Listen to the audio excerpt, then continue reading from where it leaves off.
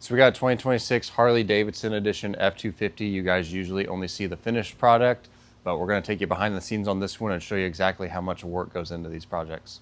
So this came in for our typical full front end and off-road pack, and that's usually a pretty cut and dry package. We can just pull it up on the program, print everything off, and slap it on there.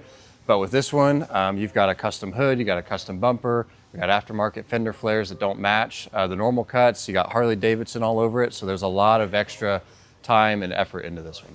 So starting with the hood, this one's way different than a normal F250 hood that just says Super Duty stamped on it. We've got an aftermarket grille and obviously Harley Davidson. So we made a template for this, pulled it off.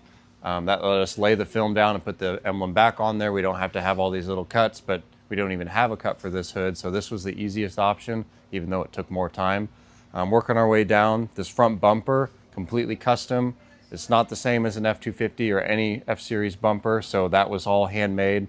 Basically just taking a big piece of film, stretching it across in all the right areas, and hand cutting intricately with a knife. That took a few hours. Like I said, on the fenders, we kind of used the normal fenders for these vehicles, but because of the flares, we basically set the fender and then worked it down to here, and then we had to hand trim along here. And then obviously the flares, those were custom, so we had to lay a piece inside and over, hand trim all that. Working down the doors, Harley Davidson again.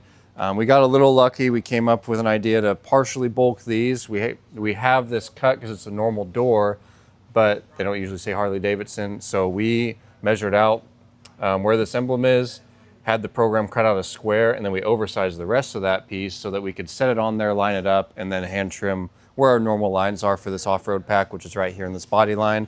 And actually these pieces were the standard ones. Again, fender flares, those had to be a little custom, but working our way back for the rest of it was pretty easy. So we got Alex and Rob finishing up the 9-year coating on this. We think this turned out great. The black looks awesome.